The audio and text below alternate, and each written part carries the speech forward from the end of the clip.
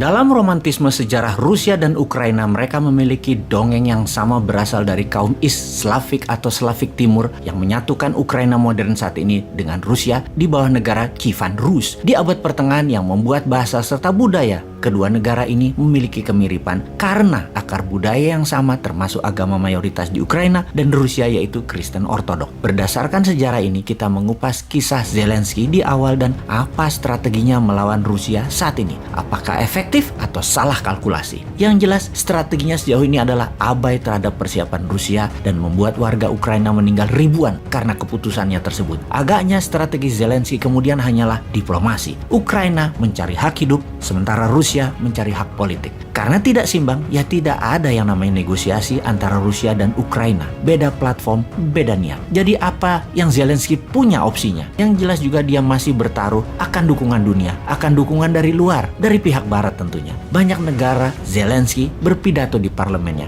Dia muncul di layar lebar. Dia meminta agar disetujui no-fly zone atau wilayah negara Ukraina tidak boleh ada kapal terbang melintas. Di ujung pidato Zelensky, dia mendapat standing ovation, tepuk tangan meriah sambil berdiri. Namun yang kasihan adalah keinginannya untuk dibantu. Tidak ada yang membantu. Seperti misalnya ketika bicara di parlemen di Inggris 8 Maret 2022. Kemudian di parlemen Kanada 15 Maret 2022 yang dipuji oleh Perdana Menteri Kanada Trudeau sebagai our champion. Di parlemen Amerika 16 Maret 2022, di parlemen Jerman 17 Maret 2022. Permintaan utamanya no fly zone. Faktanya tidak dituruti dan para pemimpin seperti Joe Biden, Macron, Boris Johnson semuanya hanya menyoraki dari pinggiran lapangan. Tidak ada yang membantunya di tengah lapangan. Dunia tahu bahwa permintaan no fly zone tidak dipenuhi. Rusia juga tahu pastinya. Kok bisa ya tidak dipenuhi? Karena Zelensky tidak sadar juga bahwa pemimpin negara yang katanya akan melindunginya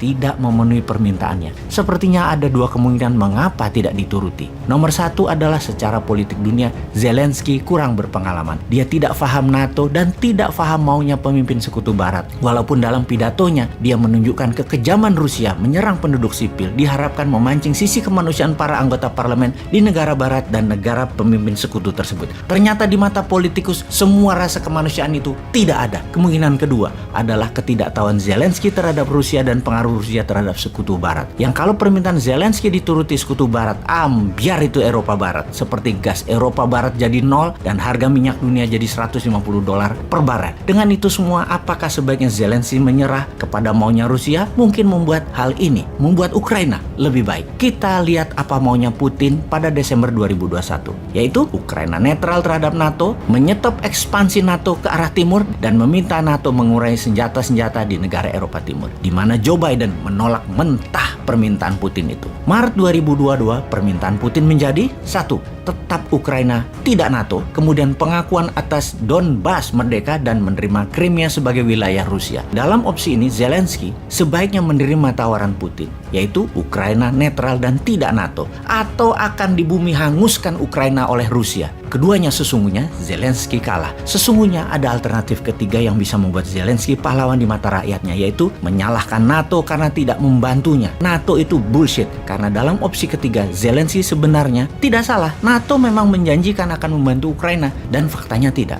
Sungguh, ketika diperlukan, NATO tidak bertindak apa-apa. Jadi sebaiknya ikuti maunya Rusia. Ukraina netral tidak join NATO, Zelensky menyerah. Presiden baru Ukraina dipilih yang taat pada Moskow. Atau tetap Zelensky, namun taat pada Moskow. Rusia maunya satu, tetap berperang sampai Zelensky kalah, baru bicara politik. Jadi perang diutamakan, baru politik. Dari fakta ini semua, agaknya Zelensky salah kalkulasi. Terlalu naif melihat geopolitik dunia, dan karena itu hilang bisa negaranya. Sebuah pelajaran bernegara yang berharga bagi kita. Pelajaran kenaifan bernegara kelas dunia yang diabaikan bisa menjadikan sebuah negara tidak berdaulat. Untuk itu, semoga Indonesia paham.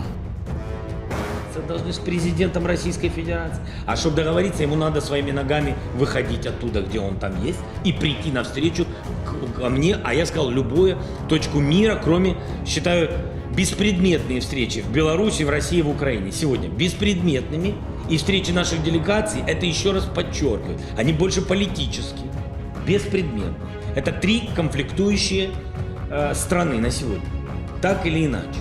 Поэтому вот мы встретились, мы с ним договорились, этого достаточно. нашего с ним договора с подписями, с печатями, хоть кровью. И этого достаточно, что